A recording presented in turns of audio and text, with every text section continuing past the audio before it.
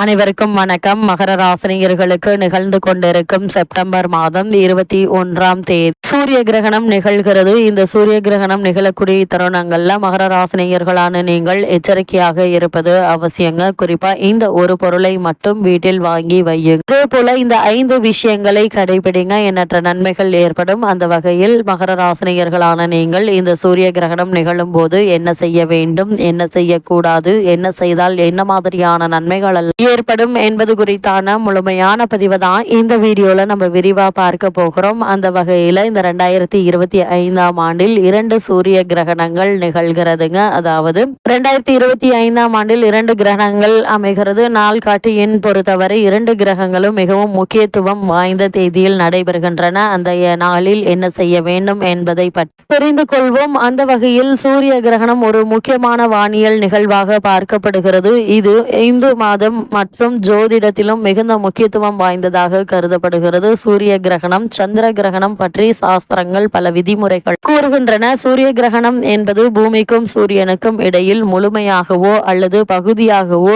சந்திரன் வரும் ஒரு வானியல் நிகழ்வு ஆகும். வானியல் நிகழ்வு ஒரு காட்சி மட்டுமல்ல, உலகில் பல்வேறு பகுதிகளில் கலாச்சார, அறிவியல் மற்றும் வானியல் முக்கியத்துவத்தையும் கொண்டுள்ளது. அந்த வகையில் நிகழ்ந்து கொண்டிருக்கும் 2025ஆம் ஆண்டில் 2 சூரிய கிரகணங்கள் நிகழ்கிறது. இது ஒரு மத கண்ணோட்டத்தில் மிகுந்த முக்கியத்துவம் வாய்ந்தது. முதலில் 2 கிரகங்களும் பகுதி கிரகங்களாக இருக்கும் என்பதை தெரிந்து கொள்ளுங்கள். 2025ஆம் ஆண்டு கிரகணம் பற்றி நீங்கள் தெரிந்து கொள்ள வேண்டிய விஷயங்கள் என்ன என்று பார்க்கும்போது, இந்த 2025ஆம் ஆண்டு செப்டம்பர் மாதம் நிகழக்கூடிய இந்த சூரிய கிரகணம் என்பது 2வது சூரிய கிரகணமாக அமைகிறது. இந்த கிரகணம் இரவு 11 மணிக்கு தொடங்கி அதிகாலை 4 மணி வரை நீடிக்கும். இந்த கிரகணம் இந்தியாவிலும் தென்படாது. இந்த கிரகணம் ஆஸ்திரேலியா, அண்டார்டிகா, பசிபிக் பெருங்கடல், அட்லாண்டிக் பெருங்கடல் பகுதிகளில் மட்டுமே தெரியும். பஞ்சாங்கத்தின்படி முதல் கிரகணம் சைத்திர அமாவாசை நாளில் நடைபெறுகிறது. 2வது சூரிய கிரகணம் பித்ருபட்சம் என்று சொல்லக்கூடிய மகாலயபட்ச சர்வ பித்ரு அமாவாசை நாளில் நடைபெறுகிறது. 2 தேதிகளும் மிகவும் சிறப்பு வாய்ந்தவையாக அமைகிறது. சைத்திர நவராத்திரி சைத்திர அமாவாசைக்கு பிறகு தொடங்குகிறது மற்றும் முன்னோர் சர்வ பித்ரு அமாவாசையில் அனுப்பப்படுகிறார்கள். இந்த முதல் சூரிய கிரகண நாளில் சனி அமாவாசையும் உள்ளது. இந்த நாளில் சனி கும்பத்திலிருந்து மீனத்திற்கு பெயர்ச்சி அடைகிறார். சனியின் பெயர்ச்சி மிகவும் சிறப்பு வாய்ந்ததாக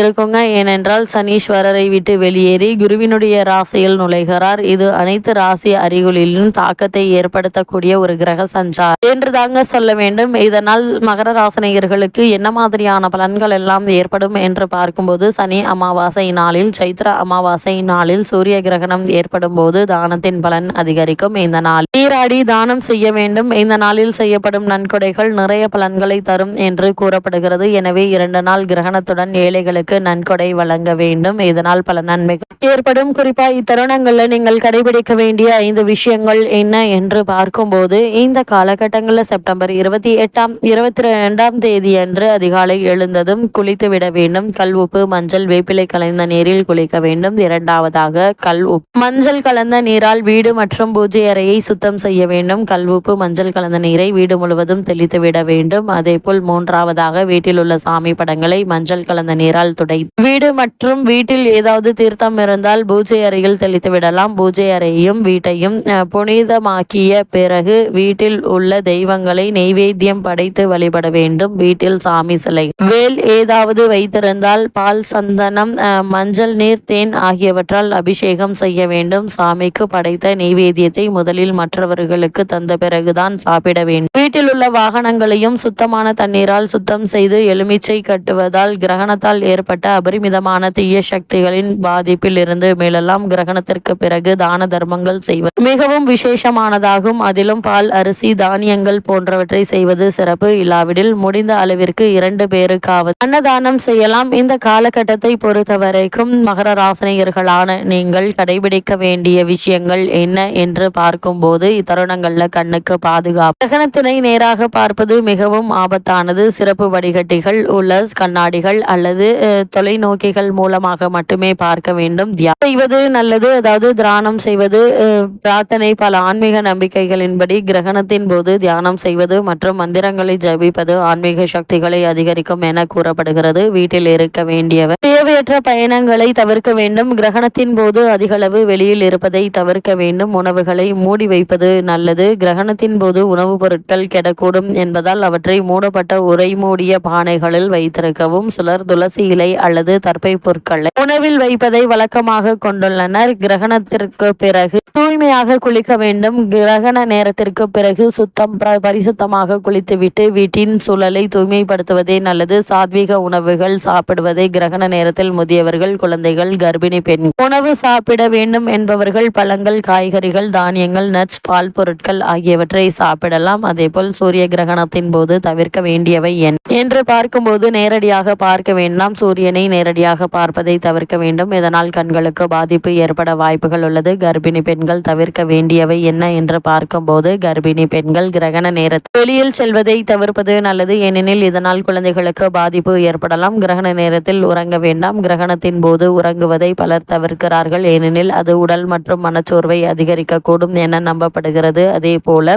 நேரத்தில் சாப்பிடக்கூடாது. அதாவது இந்த காலகட்டத்தை பொறுத்த வரைக்கும் கிரகணத்தின் போது சமைத்த உணவுகள், வெங்காயம், பூண்டு, அசைவம் ஆகியவற்றை சாப்பிடுவதை தவிர்க்க வேண்டும். இவைகள் உடலுக்கு தீங்கினை ஏற்படுத்தும். கூர்மையான ஆயுதங்கள் பயன்படுத்தக்கூடாது. கத்தி, கத்திரிக்கோள் போன்ற கூர்மையான ஆயுதங்களை சூரிய கிரகணத்தின் போது பயன்படுத்தக்கூடாது என கூறப்படுகிறது. அந்த வகையில் மகர ராசினியர்களுக்கு இந்த சூரிய கிரகணம் நிகழக்கூடிய இத்தருணங்கள்ல கிரகங்களுடைய சஞ்சார நிலைகள் என்ன என்று பார்க்கும்போது, மிதுன குரு பகவானும், சிம்மத்தில் சுக்கிரனும், கேதுவும், கன்னியில் சூரியன், சந்திரன், புதன் ஆகிய கிரகங்கள் இணைந்து சஞ்சரிக்கிறாங்க. அதே போல் துலாம் ராசியில் செவ்வாயும், கும்பத்தில் சனி வக்ரகதியிலும் ராகுவும் இணைந்து சஞ்சரிக்கிறாங்க. இந்த கிரகங்களுடைய சஞ்சார நிலைகளின் காரணமாக மகர ராசினியர்களுடைய வாழ்வில் மேலும் என்ன மாதிரியான நன்மைகள் எல்லாம் உங்களுடைய வாழ்வில் ஏற்பட இருக்கு என்று பார்க்கும்போது, உங்களுடைய ராசிக்கு பாக்கியஸ்தானத்தில் புதன் உச்ச நிலையில் இருக்கிறாரு. இந்த அமைப்பு ஒரு நல்ல ஒரு அமைப்பு என்று தாங்க சொல்ல வேண்டும். அது மட்டும் இல்லைங்க, அவர் பாக்கியாதிபதியும் கூட. அதனால் இத்தருணங்கள்ல 10க்குரிய செவ்வாய் 9ல்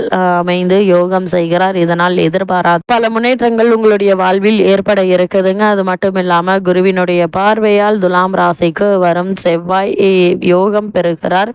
வீட்டை பழுது பார்ப்பது பணி வெற்றிகரமாக நிறைவேற இருக்குதுங்க. வீட்டில் மங்கள நிகழ்ச்சிகள் நடைபெற வாய்ப்புகள் உண்டு. அதே போல் சுபகாரிய சம்பந்தமான முயற்சிகளை மேற்கொண்டு வரும் மகர ராசினியர்களுக்கு நல்ல ஒரு முன்னேற்றம் துலாம் ராசியில் சஞ்சரிக்கக்கூடிய செவ்வாய் உங்களுக்கு ஏற்படுத்தி கொடுக்க இருக்கிறாருங்க. காரணமே இல்லாமல் உங்களுக்கு மறுக்கப்பட்டு வந்த பதவி உயர்வு, ஊதிய உயர்வு, உத்தியோகத்தில் கிடைக்க வேண்டிய சலுகைகள் ஆகியவை கிடைப்பதற்கான அமைப்பு உண்டுங்க. தற்போது உங்களுக்கு நடைபெற்று வரும் தசா புக்திகள் ஒத்துழைத்தால் நிச்சயமாக நீங்கள் நினைத்த காரியங்கள் அனைத்துமே கிடைக்க இருக்கு. மேலதிகாரிகளிடம் பாராட்டும் கிடைக்க இருக்குதுங்க. தைரியமும் தன்னம்பிக்கையும் உங்களுக்கு அதிகரிக்கக்கூடிய ஒரு தருணமாக தான் இக்காலகட்டம் அமைஞ்சிருக்குதுங்க. அதே போல் என்ன மாதிரியான விஷயங்களை நீங்கள் கவனமாக இருக்க வேண்டும் என்று பார்க்கும்போது, அஷ்டமத்து சுக்கிரன் என்பதால் சற்று கவனத்தோடு இருக்க வேண்டும். பெண்கள் விஷயத்தில் கவனம் தேவை. தொழிலில் விஸ்தரிப்பு விஷயத்தில் அவசரப்பட வேண்டாங்க. கலைஞர்கள் இருக்கும் வாய்ப்பை தக்க வைத்துக் கொள்ள வேண்டுங்க. புதிய ஒப்பந்தங்கள் கிடைப்பது தாமதப்படலாம். யாரிடமும் பகையை வளர்த்து கொள்ள வேண்டாங்க.